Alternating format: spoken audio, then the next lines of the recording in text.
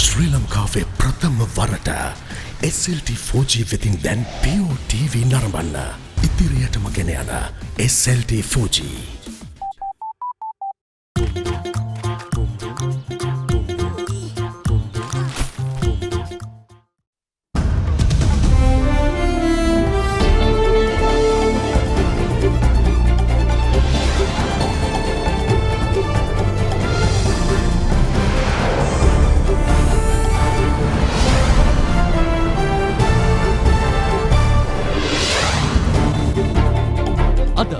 දෙදහස් 20 නයි 25 සඳුදා සිරස්තල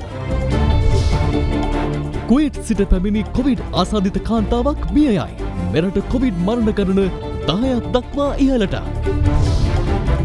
දින 66කට පසු හෙට මුළු රටටම ඇදිරි නීතිය ලිහිල් කෙරේ.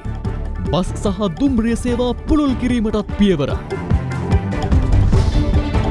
සහල් මාෆියාව සඟවන ඇත්ත. ලංකාවේ කිසිදු වීහිගයක් නැහැ. මේක මවා පාන ලද හාල් හිඟයක් විදිහටයි අපි මේක දකින්නේ. අද දින වාර්තාකරුට බාධා කොට කලහකාරීව හැසිරුණු අටලොගම 5 දෙනෙක් රිමාන්ඩ්. ඇල්කොහොල් අඩංගු හෑන්ඩ් සැනිටයිසර් භාවිත කරන්න. ලෙඩ රෝග ඇති කරන විෂ බීජවලට එරෙහිව සටන් කරන්න. හඳුන්වා දීමේ මිල රුපියල් 350යි. From Other Therana, this is Other Therana Prime Time with Srimani Yapa and Anuj Karunaratne. Live from Studio 24 in Colombo. අයිබෝවන් ඔබ මේ එක්වන්නේ ශ්‍රී ලංකාවේ අංක 1 සහ විශ්වසනීයම පුවත් විකාශය අද දෙරණ 6:55 සමගින්. මෙරට සිදු වූ දසවන කොවිඩ් මරණය අද වාර්තා වුණා. ජීවිතක්ෂයට පත්ව ඇත්තේ කුවේට්හි සිට දිවෙනට පැමිණි 51 හැවිරිදි කාන්තාවක්. මේ අතර ඊයේ සහ අද දින හඳුනාගත් කොවිඩ් ආසාදිතින් 76 දෙනා අතුරින් 73 දෙනෙකුම කුවේට්හි සිට පැමිණ නිරෝධායන මධ්‍යස්ථානවල සිටි පුද්ගලයන් වනවා. මෙරට සිදු වූ කොවිඩ් මරණ ගණන 10ක් දක්වා ඉහළ ගියේ ත්‍රිකුණාමලයේ මංකී බ්‍රිජ් නිරෝධායන මධ්‍යස්ථානයේ නිරෝධායනයට ලක්වමින් සිටි COVID-19 ආසාදිත කාන්තාවක් මිය යාමත් සමගයි. සෞඛ්‍ය සේවා අධ්‍යක්ෂ ජනරාල් විශේෂඥ වෛද්‍ය අනිල් ජාසිංහ මහතා සඳහන් කළේ කුවේට්හි සිට මෙරට පැමිණි පයාගල ප්‍රදේශයේ පදිංචි 51 හැවිරිදි කාන්තාවක් මෙලෙස මිය ගොස් ඇති බවයි. එම කාන්තාව ත්‍රිකුණාමලයේ රෝහලට ඇතුළත් කිරීමේදී ඊයේ රාත්‍රියේ මිය ගොස් තිබෙනවා. ඇය නිරෝධායන මධ්‍යස්ථානයේ වෙත පැමිණෙමින් සිටියදී ඉකුත් 20 වනදා හෘද රෝගී තත්ත්වයක් හේතුවෙන් දඹුල්ල රෝහලට ඇතුළත් කර තිබූ අතර ඇය ත්‍රිකුණාමලයේ නිරෝධායන මධ්‍යස්ථානයේ වෙත පැමිණ තිබුණේ එහි ප්‍රතිකාර ලැබීමෙන් අනතුරුවයි. එම කාන්තාවගේ ජෛව සාම්පල පරීක්ෂා කිරීමෙන් පසුව ඇයට COVID-19 වෛරසය ආසාදනය වී ඇතැයි තහවුරු වූ බව සෞඛ්‍ය සේවා අධ්‍යක්ෂ ජනරාල් විශේෂඥ වෛද්‍ය අනිල් ජාසිංහ මහතා සඳහන් කළා. ඊයේ දිනය තුළ මෙරටින් හඳුනාගත් COVID-19 ආසාදිත පුද්ගලයන් ගණන 52ක්. ඒ අතරින් 49 දෙනෙකුම කුවේට්හි සිට මෙරට පැමිණ නිරෝධායන මධ්‍යස්ථානවල සිටින අයයි. දෙදෙනෙකු නාවික හමුදා සමාජිකයන් වන අතර අනෙක් පුද්ගලයා ඉන්දුනීසියාවේ සිට පැමිණ නිරෝධායනයට ලක්වෙමින් සිටි අයෙක්. මේ විශේෂයෙන්ම කුවේට් සිට පැමිණි ගුවන් නෞකා දෙකක් තියෙනවා. මේ නෞකා දෙකෙහි තමයි මේ 49ක් දැනට වාර්තා වෙලා තියෙන්නේ. ඒ අයගේ තවත් PCR පරීක්ෂණ යම් සංඛ්‍යාවක් කිරීමට තියෙනවා. ඒ අනුව පැහැදිලිවම තව ප්‍රමාණයක් ආසාදිතින් බවට පත් වෙයි. ඉතින් ඒ වගේම අපිට ආරංචි මාර්ග තියෙනවා. ඔවුන් ඒහෙදිත් යම්කිසි විදියකට PCR පරීක්ෂණ කරා කියන එක. නමුත් ඒ වාර්තා මොවුන් සතුව ඇත්තෙත් නැහැ. දන්න විදියට සෑහෙන කාලයක් ඒ රටවල වැඩ කරලා මෙහාට එවලා තියෙන්නේ. අද දහවල් 2 වන විට නිකුත් කර තිබූ දත්තවලට අනුව සමස්ත ආසාදිතයන් අතරින් 628 දෙනෙකු එනම් 54.7% නාවික හමුදා සමාජිකයන් වනවා. දේශීයව හඳුනාගත් සෙසු ආසාදිතයන් ගණන 390ක් වන අතර එය ප්‍රතිශතයක් වශයෙන් 33.97%ක්. විදේශයන්ගේ සිට පැමිණ නිරෝධායන මධ්‍යස්ථාන වලින් හඳුනාගත් ආසාදිතයන් ගණන 130ක් වන අතර එය ප්‍රතිශතයක් වශයෙන් 11.32%ක්. දැන් අනිවාර්යෙන් මේ සියලු රෝගීන් ලෝකෙට යන්නේ අපේ රෝගීන් විදියට. ඒක වළක්ව ගන්න බෑ. නමුත් අපට රට තුල ඇත්ත తත්වය නම් මේ සියල්ල අපේ විස බීජ නොවේ. ඒතකොට ඒ නිසා අද ඉඳලා අපි ආරම්භ කරනවා අපේ ඒ ප්‍රස්තාර ගණන් හිලව් සෑදීමේදී ඒ අය වෙන් කළා දක්වන්න. මොකද ඒක අපි දැනගන්න ඕන. අනාරක්ෂිත රටවල් වල ඉඳන් අපේ රටේ එන සමහර පිරිස් වලට මේ මෑත දින කීපයේ පවා කොවිඩ් ආසාදිතයේ පොසිටිව් උදවිය හම්බ වුණා. රෝග ලක්ෂණ පෙන්වන්න නැතුව නිරෝධායන කාලය තුලම ඉඳලා එළියට යන්නටත් පුළුවන් යම්කිසි විදියකින් අපිට හමු නොවෙච්ච රෝගේ. ඒ අවදානම අපි වගේම කොවිඩ් සාර්ථකව මර්ධනය කරපු වියට්නාමයේ වැනි රටවලට පවා තියෙනවා. ඉකුත් අප්‍රේල් 22 වනදා පළමු ආසාදිත නාවික සෙබළ හඳුනා ගැනීමේ සිට දින 33ක් ගතවීමෙන් පසුවත් තවදුරටත් නාවික හමුදාවෙන් ආසාදිතයන් වාර්තා වනවා.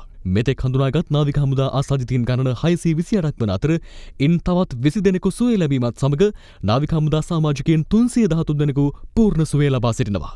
මේ වන විට ආසාදිතයින් වාර්තා වන්නේ නාවික හමුදා නියැදීන් සහ විදේශයන්ගේ සිට පැමිණ නිරෝධායන මධ්‍යස්ථානවල සිටින අය අතරින් පමණක් වන අතර දින 26ක් මුළුල්ලේ බාහිර සමාජයෙන් කිසිදු ආසාදිතයෙකු වාර්තා වී නැහැ. ඇඳරනීතිය ක්‍රියාත්මක පැවති කාලයේදී පවා ජනතාවට ප්‍රවාහන සේවා සැපයූ කුලී රථ සේවාවක රියදුරන් 30 දෙනෙකුගෙන් අද ජෛව සහ රුධිර සාම්පල ලබා ගැනීම සිදු කෙරුණේ ඔවුන් PCR පරීක්ෂණයට ලක් කිරීම සඳහායි.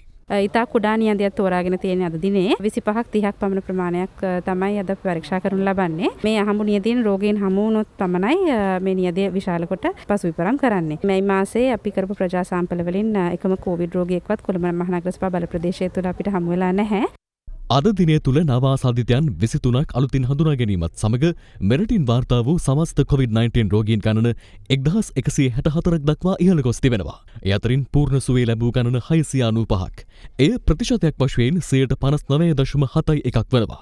ආසාදිතයන් 459 දෙනෙකු තවදුරටත් රෝහල්ගතව ප්‍රතිකාර ලබන අතර එය සමස්ත ආසාදිත සංඛ්‍යාවෙන් 39.43ක ප්‍රතිශතයක්. අද දිනය තුළ නව මරණයක් වාර්තා වුවද කොවිඩ් මරණ ගණන පවතින්නේ මුළු ආසාදිතයන් ප්‍රමාණයෙන් 0.86ක තරම් සුළු අගයකයි. මේ අතර මැලේසියාවේ සිට පැමිණ රාජගිරිය ආයුර්වේද රෝහල් පරිශ්‍රයේ ස්ථාපිත නිරෝධායන මධ්‍යස්ථානයේ සිටි 39 දෙනෙකු දින 14ක නිරෝධායන කාලය අද පෙරවරුවේ අවසන් කරනු ලැබුවා. මේ දවස් කීපය අපි වෙනුවෙන් හැමදේම කැප කළ මේ නිරෝධායන මධ්‍යස්ථානයේ ඉන්න හැම නිලධාරියෙක්ම අපිට හදවතින් පුදුම විදියට ලං වෙලා කියලා මට හිතුනේ. මට හිතා ගන්න බෑ. මීට කලින් එයාපෝට් එකේදී කලබල කරපු අය, නිරෝධායනයේ ඉන්න බෑ කියලා කියපු අය, ඉංග්‍රීසි භාෂාව sannivedana භාෂාවක් මිසක් ලොකුකම පෙන්වන සාධකයක් නෙමෙයි කියලා තේරුම් නොගත් අය සහ VIP කියාගත් අය ඇත්තටම මනුස්සකම ගෑවිලාවත් තියෙන ශ්‍රී ලාංකිකයෝද කියලා. ඔබ පියකි සුහයුරකි. එදිනෙදා ඔබේ මුළු සිරුරටම රැකවරණයක්. සුදේශී කොම්බු සබන්. COVID-19 වෛරස් ව්‍යාප්තිය පාලනය කිරීම සඳහා ඇදිරි නීතිය පනවා දින 66කට පසු පළමු වරට හෙට අලුයම 4ට මුළු දිවයිනටම ඇදිරි නීතිය ලිහිල් කෙරෙනවා. ඇදිරි නීතිය පැන වූ මාර්තු 20 වැනිදා සිට මේ දක්වා සෙසු දිස්ත්‍රික්කවල ඇදිරි නීතිය වරින් වර ලිහිල් කෙරුණත් කොළඹ සහ ගම්පහ දිස්ත්‍රික්කවල අකණ්ඩව එය ක්‍රියාත්මක වුණා. The big story. මුළු දිවයිනටම මේ වනවිට බලපැවැත්වන ඇදිරි නීතිය හෙට අලුයම 4ට ලිහිල් කිරීමට නියමිතයි. හෙට සිට සියලු දිස්ත්‍රික්කවල ඇදිරි නීතිය ක්‍රියාත්මක වන්නේ දිනපතා රාත්‍රියේ 10 සිට අලුයම 4 දක්වා පමණයි. ඇදිරි නීතිය ලිහිල් කළද කර්මාන්තශාලා, ආයතන, කාර්යාලය සහ වෙළඳසැල් පවත්වාගෙන යාමේදීත්, මගී ප්‍රවාහනයේදීත් කොරෝනා වෛරසය පාලනය සඳහා සෞඛ්‍ය බලධාරීන් නියම කර ඇති පිළිවෙත් මුළුමනින්ම අනුගමනය කළ යුතු බව ජනාධිපති මාධ්‍යාංශය නිවේදනයක් නිකුත් කරමින් සඳහන් කරනවා. විෂබීජහරණය, මුඛ ආවරණ පැළඳීම, විටින් විට අත්සේදීම සහ සමාජ දුරස්ථ භාවය තබා ගැනීම ඊට අයත්. රට දැන් හෙට ඉඳලා 100% සාමාන්‍ය කරන්නට ලක් වෙනවා කියලා අපිට කියන්න බෑ. අපි යන්නේ ඒ දිශාවට. තව කාලයක් යනකොට අපිට හැකියාව ලැබෙනවා මේක සම්පූර්ණයෙන් විවෘත කරන්න. හැබැයි ඒ වුණා කරුණු තුනක් තියෙනවා. සමාජ පරතරය, තොසන ආචාරශීලීභාවය සහ අපේ අත් පිරිසුදුව තබා ගැනීම. ඒ තුන හැම ආයතනයක්ම හැම පුද්ගලයෙක්ම රැකිය යුතුයි. ඒක අපි එක සැරේට වක්කඩ කැඩුවා වගේ ඇරියොත් එහෙම ඒ ආයතන පුරුදු වෙන්නේ නැහැ. තව දුරටත් මේ ආයතනවල සේවය කරන සංඛ්‍යාව සීමා කළ පවත්වා ගැනීම හැකියාවක් තියෙනවා. යම්කිසි ආකාරයකින් මේ වෛරසය ඇතුල් වුණොත් ඒ වළක්වා ගැනීම සඳහා පියවර අවශ්‍යයි. ඒ නිසා ඉදිරියට කවුරු හරි කෙනෙක් දිස්ත්‍රික්කයක් ක්‍රොස් කරගෙන ඒක අත්‍යවශ්‍යයි කියලා ආයතනයට හැඟෙනවා නම් ඔහු ගෙන්වා ගැනීමේ ක්‍රමවේදයේ විදිහට සෞඛ්‍ය නිලධාරීත්වයට ඉල්ලීමක් කරලා ඒ පුද්ගලයා එන ප්‍රදේශයෙන් ඔහු එහෙම අවදානමක් නැති පුද්ගලයෙක් කියලා තහවුරු කරපු ලිපියක් තිබුණොත් විතරයි ඒකට අවශ්‍ය අනුමැතිය සෞඛ්‍ය නිලධාරීන්ට දෙන්න පුළුවන් වෙන්නේ. සාමාන්‍ය මගින්ට ගමනාගමනය අපි බලාපොරොත්තු වෙන්නේ නැහැ. කොළඹ දිස්ත්‍රික්කයට සහ ගම්පහ දිස්ත්‍රික්කයට ගෙන එන්න තවදුරටත් ඒ தත්ත්වය උදා කරගන්න වෙලාව නෙමෙයි. අත්‍යවශ්‍ය සේවාවන් වලට අවශ්‍ය නම් මාතරේ ඉඳලා කොළඹට මෙන්න කියලා. ඒකට අපි බස් රථ ලබා දෙනවා. රත්නපුරෙන් එන්න බස් එකක් ඉල්ලනවා නම් රාජ්‍ය සේවයට හෝ අත්‍යවශ්‍ය සේවාවන් වලට කොළඹ ජාතික රෝහලට වෙන්න පුළුවන්. ඒ අවශ්‍යතාවය සම්පූර්ණ කරනවා. අපේ ලංගම් බස් රථ සියල්ලම අපි හෙට දවසේ සියලු රියදුරන්ගේ සහ කොන්දොස්තරවරුන්ගේ නිමාඩු අවලංගු කරලා තියෙනවා. ඒ සියලු බස් රථ ධාවනය කරන්න පුළුවන් ඒවා ධාවනය කරන. ඒ වගේම පෞද්ගලික බස් රථත් සැලකුදු මට්ටමකට ධාවනය වෙනවා. බස් රථවල ආසන ප්‍රමාණයට විතරයි ගෙනියන්න අවසර ලබා දීලා තියෙන්නේ. ඒක නම් අපි තදින්ම ක්‍රියාත්මක කරන්න බලාපොරොත්තු වෙනවා. 100ද සීමාව 120ද වැඩිම ගාන කොච්චරද මේ වෙලාවේ විවාහයක් පවත්වනවද මොනවද නීති රීති සහ ඒ වෙනුවෙන් ගන්න රෙගුලාසි? දැනට අපි දන්නා ආකාරයට උපරිම සංඛ්‍යාව 100ක්. ඒ වගේම විවාහ මංගලෝත්සවයේ ගන්න ස්ථානයේ සම්පූර්ණ ධාරිතාවෙන් 140ක්. ඒ කියන්නේ දුරස්ථභාවයේ තියා ගැනීම සහ පහසුකම් සපයන්න පුළුවන් වූ ක්‍රමවේදයට යටත්ව තමයි දෙන්නේ. ඒ වගේම අපි අනෙකුත් උත්සව වලටත් විශේෂයෙන්ම මම කලින් සඳහන් කරපු දානමය පින්කම් පිරිත් මේ වගේ ඒවට අපි මහජනතාවගෙන් ඇත්තටම කාරුණිකව ඉල්ලනවා වගකීමෙන් යුතුව මේ රටේ අවදානම ගැන හිතලා කටයුතු කරන්න සහ ඉල්ලීම් කරන්න කියලා. ඡන්ද ක්‍රියාවලිය ඉදිරියට යා හැකි බව ප්‍රකාශ කරා. ඡන්දය පැවැත්වීමේ දින වකවානු කොමිසම විසින් තමයි තීරණය කරනු ලබන්නේ. ඉන් අනතුරුව අපි මේ ඡන්දයේ විවිධ අවස්ථා සඳහා අවශ්‍ය නිර්දේශ ලබා දෙනවා. ඔබ යම් කිසි රැකියාවක නිරත වෙන්නේ නැත්නම් ඔබ ස්වයං රැකියාවක නිරත වෙන්නේ නැත්නම් ඔබට විශේෂ කාර්යයක් නැත්නම් හැකිතාක් දුර නිවසේ රැඳී සිටිය යුතුයි. දෙවෙනි කාරණේ තමයි වැදගත්ම සංකල්පය තමයි මේ සමාජ දුරස්ථභාවය නැමැති සංකල්පය දුර තබා ගැනීම. විශේෂයෙන්ම අද දිනේදී සෞඛ්‍ය සේවා අධ්‍යක්ෂ ජනරාල් තුමා විසින් පොලිස්පති වෙත විශේෂ නියෝගයක් ලබා දෙනු ලැබුවා. මේ නියෝගයේ සඳහන් වෙන්නේ එම සමාජ දුරස්ථභාවය රඳවා තබා ගැනීමට නොහැකි වන පුද්ගලයන්ට එරෙහිව නිරෝධායන රීතීන් යටතේ කටයුතු කරන ලෙසට. ඒතර ඒ අනුව හෙට දිනේ සිට යම් කිසි කෙනෙක් විශේෂයෙන්ම සමාජ දුරස්ථභාවය පවත්වාගෙන යන්නේ නැතුව කටයුතු කරනවා නම් ඒ අය අත්අඩංගුවටගෙන ඉදිරිපත් කිරීමට කටයුතු කරනවා. කොළඹ ගම්පහ දිස්ත්‍රික්කවල මෙතෙක් කල අපි ත්‍රිරෝද රථ ඒ වගේම කුලී රථ රාජකාරී සඳහා පැමිණෙන අයට විතරයි ධාවනය කිරීමට ඉඩ අවස්ථාව ලබා දී තිබුණේ. නමුත් හෙට සිට ඒ කුලී රථ ධාවනය කිරීමේ හැකියාවක් තියෙනවා. නමුත් එහිදී සමාජ දුරස්ථභාවය වැදගත් වෙනවා. ත්‍රිරෝද රථයක ගමන් කරන්න පුළුවන් වෙන්නේ පිටිපස රියදුරා අරුණුකොට වැඩිහිටියන් දෙදෙනෙකුට පමණයි. ඒ වගේම සාමාන්‍ය කුලී මෝටර රථයක නැත්නම් කාර් එකක ගමන් කරන්න පුළුවන් වෙන්නේ රියදුරා හැරුණුකොට තිදෙනෙකුට පමණයි. තවමත් අපි අවසර ලබා දී නැහැ සම්බාහන ආයතන ඒ වගේම කාය වර්ධනාගාර විවෘත කිරීමට. එමෙන්ම තවදුරටත් සාමාන්‍යයෙන් නගරදී ආශ්‍රිතව තියෙන සාමාන්‍ය පිසු ආහාර සපයන හෝටල් ඒ වගේම පිසු ආහාර සපයන බක්කි කඩ මේවා විවෘත කිරීමට හැකියාවක් ලැබෙන්නේ නැහැ. ඒ වගේම රාත්‍රී කාලේ මාර්ග බාධක තවදුරටත් වැඩි කර තිබෙනවා. එමෙන්ම කොළඹ ගම්පහ දිස්ත්‍රික්කය හැරෙන්නට අනෙක් දිස්ත්‍රික්ක අතර සාමාන්‍ය පරිදි ගමනාගමනය සිදුවීම නියමිතව තිබෙනවා. ඔබ දන්නවා රාජකාරීට එන අයට අත්‍යවශ්‍ය සේවාවලට එන අයට ඇරෙන්නට සාමාන්‍ය පරිදි පැමිණීමට හැකියාවක් ලැබෙන්නේ නැහැ තාමත් කොළඹ සහ ගම්පහ දිස්ත්‍රික්කවලට. ඒ වගේම පිටවීමත් ඒ ආකාරයටම සිද්ධ වෙනවා. කොළඹ මහනගර සභාවද හෙට සිට ජනතාව සඳහා විවෘත වනවා. මේ වෙනකොට කොවිඩ් පොසිටිව් හඳුනා නොගත් පිරිස් නොසිටියත් අපි රැන්ඩම් චෙකින් රැන්ඩම් ටෙස්ටින් කරගෙන යමින් කොළඹ නගරය ආරක්ෂා කරන්න විශාල ලෙස කටයුතු කරමින් පවතිනවා. කොළඹ නගරයට විශේෂම විශාල ලෙස ආරක්ෂිත දැලක් දමලා තියෙනවා. අපි මේ වෙනකොට 3න් එකක් සියලුම අත්‍යවශ්‍ය සේවාවන් ලබා දෙන අංශ එදා ඉඳලම අපි කිසි එකක් වැහුවේ නැහැ. අපේ ක්ලිනික් පවා විවෘත කළා. දේශීය වෛද්‍ය අංශය විවෘත වෙලා තිබ්බා. හෙට සිට මහජනතාවට කොළඹ මහනගර සභාවට පැමිණෙන්න පුළුවන් අවශ්‍ය සේවා ලබා ගන්න. ඒ වගේම පෝලිම් ක්‍රම ඔබට දැක ගන්න පුළුවන්. බිම මීටරය ලකුණු කොල්ලා සකස් කරලා තියෙනවා. ඒ වගේම අපේ කාර්ය මණ්ඩලය සියලුම වෛද්‍ය උපදෙස් පිළිපදිමින්ම ඔබ වෙත සේවය ලබා දීමට සැදී පැහැදී සිටිනවා. මේ අතර ඇඳිරි නීතිය ලිහිල් කිරීමත් සමග කොළඹ සහ ගම්පහ දිස්ත්‍රික්ක හැර සෙසු දිස්ත්‍රික්ක අතර අන්තර් පළාත් බස් සේවාවද හෙට සිට ආරම්භ වෙනවා. සෞඛ්‍යාංශ විසින් ලබා දී ඇති උපදෙස් අනුව එම බස් සේවාව ක්‍රියාත්මක කිරීමට පියවර ගන්නා අතර බස් රථ ධාවනය වන ආකාරය සම්බන්ධයෙන් ජාතික ගමනාගමන කොමිෂන් සභාවේ පැවති සාකච්ඡාවකදී තීරණ කිහිපයකට එළඹ තිබුණා. ඒ අනුව මාර්ග 5ක් ඔස්සේ කොළඹට පැමිණෙන බස් රථ කොළඹ දක්වා ධාවනය නොකිරීමට තීරණය කර තිබෙනවා. නුවර පාරේ පැමිණෙන අන්තර් පළාත් බස් රථ ධාවනය කරන්නේ නිට්ටඹුව දක්වා පමණයි. ඒ පහ මාර්ගයේ පැමිණෙන අන්තර් පළාත් බස් රථ මිනුවන්ගොඩ දක්වා පමණක් ධාවනය කිරීමටද තීරණය කර තිබෙනවා. එසේම ගාලු පාරේ පැමිණෙන අන්තර් පළාත් බස් රථ ධාවනය අවසන් කිරීමට නියමිතව ඇත්තේ පානදුරින්. අවිස්සාවේල්ල හරහා කොළඹට හයිලෙවල් හෝ ලෝලෙවල් පාර ඔස්සේ ගමන් කරන අන්තර් පළාත් බස් රථ අවිස්සාවේල්ලෙන් නතර කළ යුතුයි. අනුරාධපුර පුත්තලම සහ කුලියාපිටිය සිට මීගමුව පාරෙන් කොළඹට පැමිණෙන බස් රථ නතර කළ යුත්තේ මීගමුවෙන්. දක්ෂිණ අධිවේගී මාර්ගයේ පැමිණෙන බස් රථවලට ගමන් කළ හැකේ කොට්ටාව දක්වා පමණයි.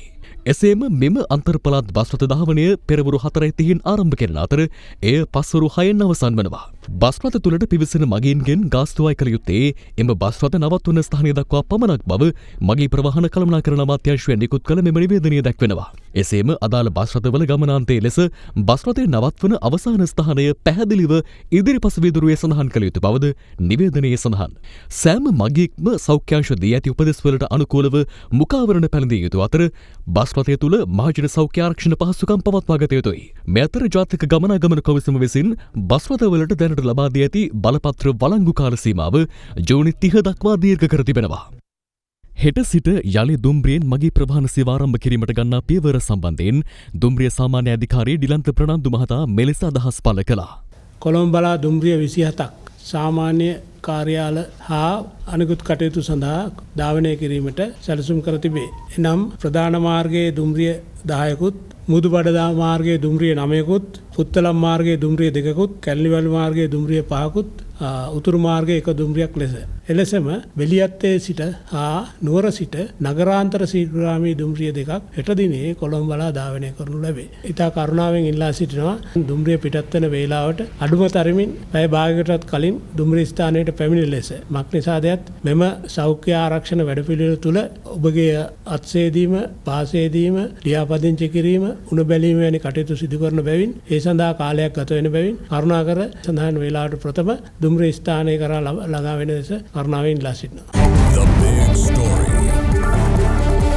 මෙරට COVID-19 ආසාදිතයින් ගණන 1182 දක්වා ඉහළ ගොස් තිබෙනවා. ඒ මීට සුළු වේලාවකට පෙර තවත් ආසාදිතයින් 18 දෙනෙකු වාර්තා වීමත් සමගයි. හෙට සිට දිවයිනේ සියලු සතුස ශාඛා වෙත සහල් බෙදා හැරීමත් සමග ඉක්මනින් සහල් හිඟය පහව යනු ඇති බව ලංකා සතුස ආයතනයේ සභාපති නුෂාඩ් පෙරේරා මහතා පවසනවා. මේ අතර සුළු සහ මධ්‍ය පරිමාණ සහල් මෝල් හිමියන් සඳහන් කළේ රජයේ සහතික මිලට සහල් අලෙවි කිරීමෙන් සුළු ලාභයක් මේ මොහොතේද ලබාගත හැකි බවයි. ඒ අනුව වෙළඳ පොලේ පවතින සහල් මාෆියාව පිළිබඳව අද දෙරණ කරුණු සොයා බැලුවා.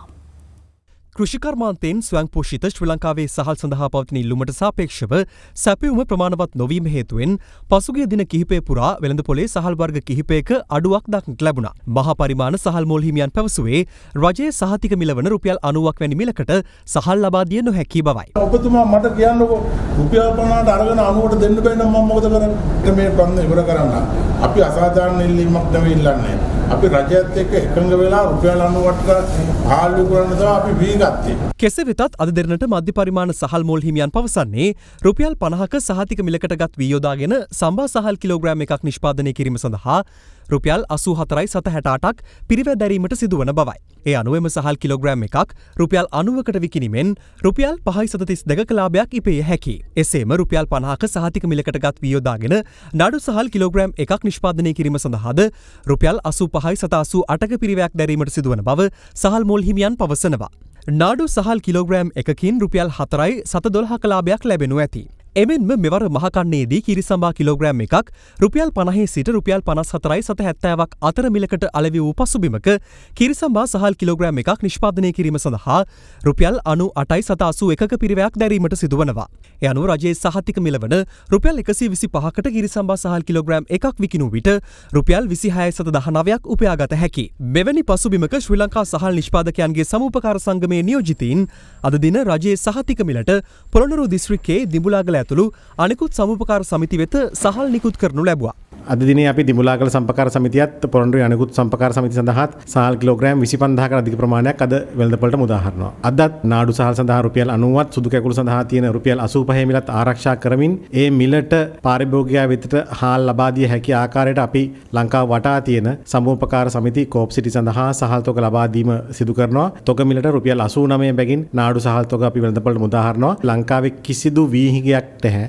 මේක සම්පූර්ණයෙන්ම මහා පරිමාණ මෝල් හිමියෝ කිහිප දෙනෙක් විසින් සුපුරුදු පරිදි මවා පාන ලද හාල් හිඟයක් විදිහටයි අපි මේක දකින්නේ. මේ මහා මෝල් හිමියෝ කීප දෙනෙක් සුපුරුදු විදිහට තව දුරටත් සහල් කිලෝ එකකින් රුපියල් 10ක 15ක වගේ මස් රාත්තලම ඉල්ලන වැඩේ නම් අපි දකින ඉතාමත්ම අමානුෂීය ක්‍රියාවක් විදිහට. මම දැක්ක ඩඩ්ලි සිරිසේන මහත්තයා කියනවා ඔහුට රුපියල් බිලියන එක අලාභයක් සිද්ධ වෙනවා කියලා මේ 90ට හාල් මිල දුන්නොත් ඒක සම්පූර්ණයෙන්ම අසත්‍යයක්. ඔහු ඉල්ලන 95 මිලට ඔහුට දුන්නොත් නම් ඔහුට රුපියල් බිලියන එක විතර ලාභයක් එනවා ඇති.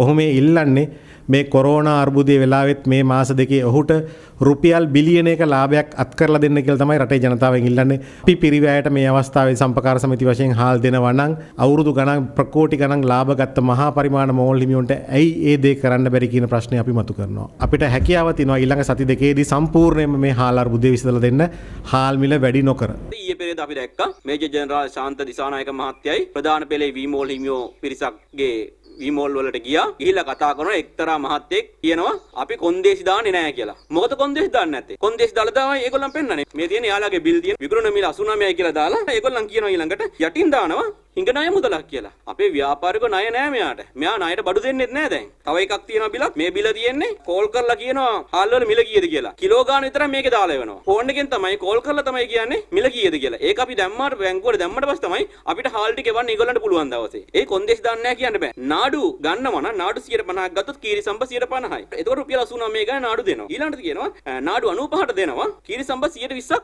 ගන්න ඕන කියලා කොන්දේසියක් දානවා. ඉතින් මේවා කොන්දේසි නෙමෙයි මේවා මොනවද මේ? අපිට මේ සහල් මාෆියාව ඉවර කරලා දෙන්න ජනාධිපතිතුමනි හමුදාව යොදවාගෙන හරි කමන්නේ මේ සහල් ටික නියමිත මිලට අපිට ලබා දෙන්න. නාඩු සහල් කිලෝ ලක්ෂයක් හෙට වෙනකොට ලංකා සතොස අලෙවි ස්ථානවලට ලබා දීමට අපි සූදානම්ෙන් සිටිනවා. ඊට අමතරව ප්‍රාදේශීය ලේකම් මට්ටමින් ලබාගත් වී මේ අවස්ථාවෙත් කෙටිමින් පවතිනවා.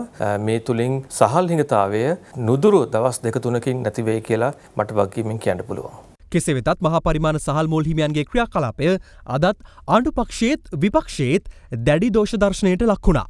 දැන් සම්බ කිලෝ එකක් රුපියල් 50ට අරන් 90ට දෙන්නම් කියලා ඔය වීමෝල් හිමියෝමයි පොරොන්දු උනේ. කීරි සම්බ කිලෝ එකක් රුපියල් 50ට අරන් 125ට දෙන්නම් කියලා ඔයගොල්ලෝමයි පොරොන්දු උනේ. මේ රටේ ඉන්න ප්‍රධානම ව්‍යාපාරික මෝල් හිමියෝ ඔක්කොම පොහොට්ටුවේ සමාජිකයෝ. කීරි සම්බ කිලෝවෙන් රුපියල් 25ක් ලාභ තියෙද්දි මේ නාඩු කිලෝකින් රුපියල් 2ක් ලාභ තියාගෙන වික්කට හෙන ගහන්නේ නැහනේ. මේගොල්ලෝ හොඳට හම්බ කරපු මිනිස්සු. මේ ගොවි ජනතාව ප්‍රපාතයට වැටලා මේගොල්ලෝ ලැම්බෝගිනි මසරාටි අරරාටි මේ රාටි මේ ඔක්කොම පදින්නේ ගොවියාගේ රීරි මාංශ උරා බීලා. ඉතින් ඒක ආද තිත තියලා තියෙනවා. හෙක්ටයාරයක් අක්කර 2.5ක් හිමි පවුලකට එදා වී ටික විකුණලා ගෙදෙට්ට ගෙනාවේ 1,50,000යි.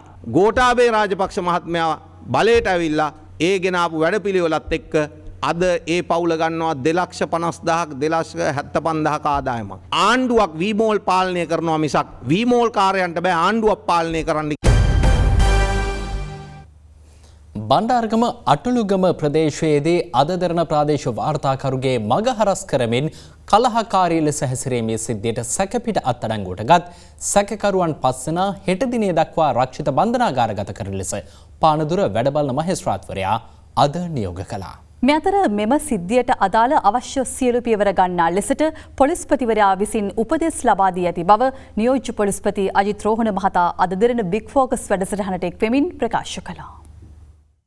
රාමසා නොදාවත් සමග ඉස්ලාම් භක්තිකයන් පල්ලිවලට නොගොස් නිවෙස්වල සිට එය සැමරූ ආකාරය සම්බන්ධයෙන් වාර්තා කිරීමට අද දින ප්‍රාදේශීය වාර්තාකරු බිමල් ශාමන් ඊයේ බණ්ඩාරගම අටලුගම ප්‍රදේශයට ගිය අවස්ථාවේදී යතුරුපැදියකින් පැමිණි අයෙක් ඔහුගේ මග හරස් කළේ මෙලෙසින්. පසුව පිරිසක් ඔහුට එම ස්ථානයෙන් පිටවෑමට සහාය දක්වන අතරතුරදී තවත් පිරිසක් තවදුරටත් අද දින ප්‍රාදේශීය වාර්තාකරුගේ මග හරස් කරමින් තර්ජනය කළා.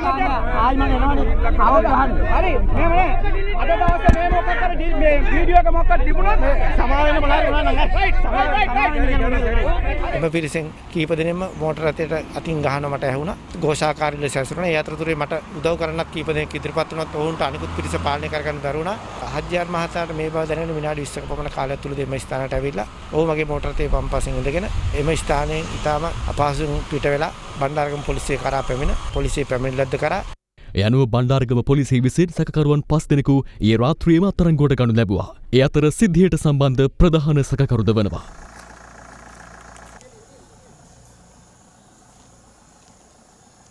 ඒ සිද්ධියට මුල් වුණු ප්‍රධාන සැකකරු ඇතුළු සැකකරුවන් 5 දෙනෙක්ව අත්අඩංගුවට අරන් තිනවා. ඔවුන් එම සිද්ධිය සම්බන්ධ බවට නාලිකාවල පළවෙච්ච ප්‍රවෘත්ති විකාශනවලදී ඡායාරූප සහ ඒ වගේම අනිකුත් දර්ශන වලින් අපිට තහවුරු වෙලා තියෙනවා. ඒකම මේ සිද්ධිය සම්බන්ධ තවත් සැකකරුවන් කීප දෙනෙක්ගේම නම් ගම් විස්තර සහිතව දැන් එදිරව් වෙලා තියෙනවා. නියෝජ්‍ය පොලිස්පති අජිත් රෝහණ මහතා අද දින බිග් ෆෝකස් වැඩසටහනට එක් වෙමින් මේ සම්බන්ධයෙන් කරුණු පැහැදිලි කළා. දැන් ඊයේ අටලුගම සිද්ධියක් වෙනවා මාධ්‍යවේදියෙකුට. එතකොට මම දකිනවා හෙල්මට් දාලා නැහැ.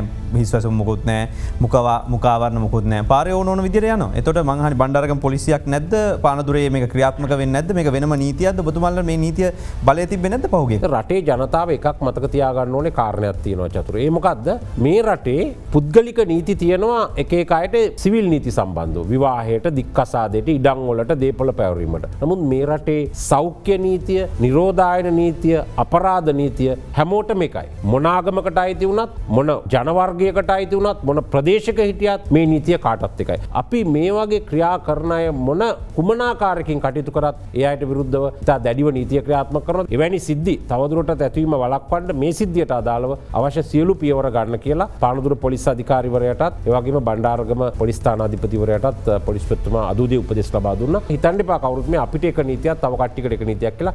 මේ අනුව අත්අඩංගුවේ පසු වූ සැකකරුවන් 5 දෙනා අද දහවල් පානදුර වැඩබලන මහේස්ත්‍රාත් රංජිත් රොද්රිගෝ මහතා හමුවට ඉදිරිපත් කෙරුණා. එහිදී කරුණු සලකා බැලූ මහේස්ත්‍රාත්වරයා නියෝග කළේ හෙට දිනය දක්වා සැකකරුවන් රක්ෂිත බන්ධනාගාරගත කරන ලෙසයි.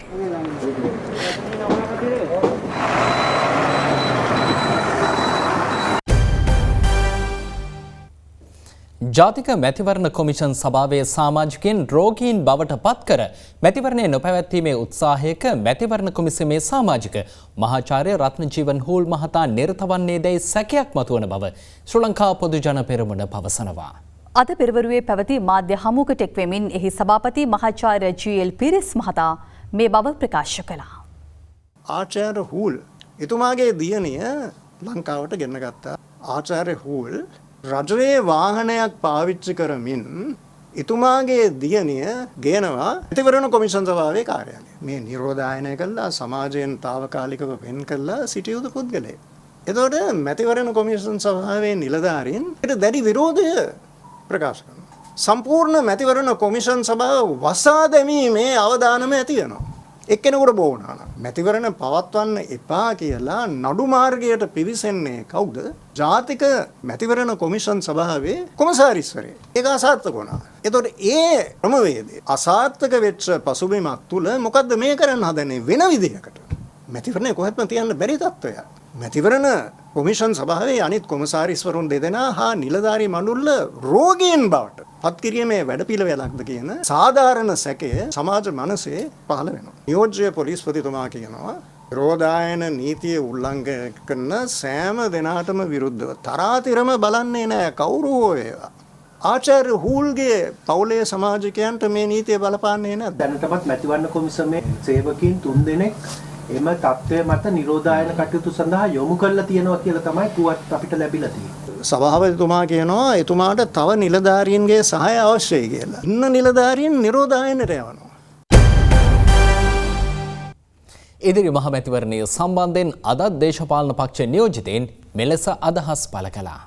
ප්‍රශ්නයක් තියෙන හින්දානේ උසාවිය ගිහිල්ලා තියෙන්නේ. ප්‍රශ්නයක් තියෙන හින්දානේ ජූනි 20ට මැතිවරණ තියන්න බෑයි කියලා මැතිවරණ කොමිසම කියන්නේ. ඒ නිසා ආණ්ඩුවට වාසිදායක දින එක නෙමෙයි, විපක්ෂයට වාසිදායක දින එක නෙමෙයි, මෙරටේ පුරවැසියට වාසිදායක දවසක. මැතිවරණ රාජකාරියේ නිරත වන රජයේ සේවකයාගේ ආරක්ෂාව සහතික කරන්න පුළුවන් දවසක තමයි මැතිවරණය තියෙන්න ඕන. මොකද ජනාධිපතිතුමා මේ ලෝකයේ අද අංකයකට මේ කොරෝනා ව්‍යසනයෙන් අපේ රට ආරක්ෂා කරගන්න කටයුතු කරලා තියෙනවා. හැබැයි එදා ඔය නායකයෝ හිටියානම් මේ වගේ කොරෝනා වගේ ව්‍යසනයකදී එක මිනිහෙක් රට ගිහිල්ලා ඉඳි අනිත් මිනිස්සයා කියයි කොරෝනා හැදිලා මෙච්චරක් මැරලා ඉන්නවා මම පත්තරෙන් දැක්කේ කියලා. සමග බලවේගයේ කොයි වෙලාවක් කියන්නේ මැතිවරණේ නොතියා ඉන්න කියලා. අපි කියන්නේ මැතිවරණයක් තියන්න සුදුසු පරිසරය සකස් කරලා මැතිවරණයක් වහා තියන්න ඕන. මහගෙදරින් පොඩි ගෙදරට ගිය කට්ටිය ගැන මම හිතන්නේ කතා කරන එක අපි ජනතාවට බාර දීලා තියෙන්නේ. මොකෝ සැබෑ තත්ත්වය මේ මාස දෙක තුල හැසිරීම අනුව ක්‍රියාව අනුව එක්සත් ජාතික පක්ෂයේ පරිණතභාවය සහ අපේ තියෙන ඔක්කොම ප්‍රශ්න තියෙනවා කියලා අන්තවාදී බෞද්ධයට විරුද්ධව කතා කරන කට්ටිය, අන්තවාදී ආගම්වල ඉන්න කට්ටිය මේ ඔක්කොම චෝදනා එක්සත් ජාතික පක්ෂය ආවේ.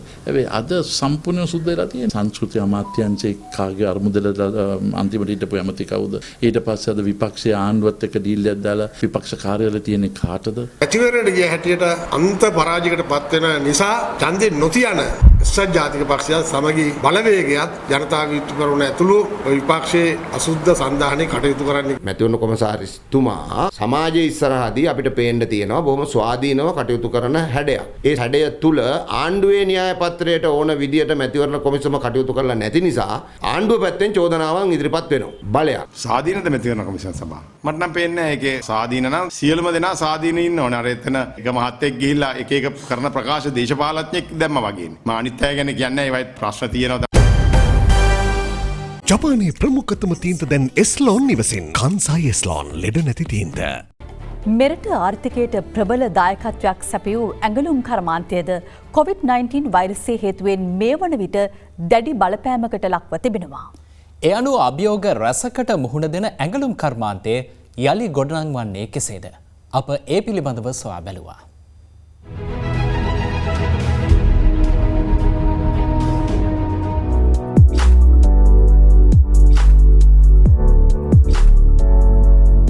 එක්දහස් නවසේ හැත්තේ හතින් පසු ආර්ථිකය සිදු වූ ව්‍යවහාත්මක පරිවර්තනයත් සමගින් ශ්‍රී ලංකාවේ ප්‍රධාන ආදායම් ප්‍රභවයක් බවට ඇඟලුම් කර්මාන්තය පත් වූ අතර ඉතා කෙටි කාලයක් තුළ ලෝකයේ අංක එකේ ඇඟලුම් නිෂ්පාදකයෙකු බවට පත්වීමටද ශ්‍රී ලංකාවට හැකි වුණා. විශ්වසනීය සහ ගුණාත්මක භාවය හේතුකොට ගනිමින් මෙරට ඇඟලුම් කර්මාන්තය ජාත්‍යන්තර කීර්තියක් ලැබූ අතර මෙරට සමස්ත අපනයන ආදායමෙන් 48%ක් උපයන්නේද එම කර්මාන්තයෙන්. 2017 වසරේදී අමරිකානු ඩොලර් මිලියන 4819ක ආදායමකට එමිකම් කියවූ ඇඟලුම් කර්මාන්තය 2018 දී ලබා ගන්නේ අමරිකානු ඩොලර් මිලියන 5050ක ආදායමක්. 2019 වසරේ ඇඟලුම් ආනයනය කිරීමෙන් ලද ආදායම රුපියල් මිලියන 5305ක් ලෙස වාර්තා වුවද පවතින COVID-19 වෛරස ව්‍යාප්තිය හේතුවෙන් ගත වූ මාස 4 තුළදී ඇඟලුම් අපනයනය කිරීමෙන් උපයාගත හැකි වී ඇත්තේ අමරිකානු ඩොලර් මිලියන 1248ක් පමණයි. මහා පරිමාණ ඇඟලුම් හල් 200ක් පමණ මෙරට පැවතියත් අද වන විට එයින් විවෘතව ඇත්තේ 50%ක පමණ කර්මාන්ත ශාලා ප්‍රමාණයක්.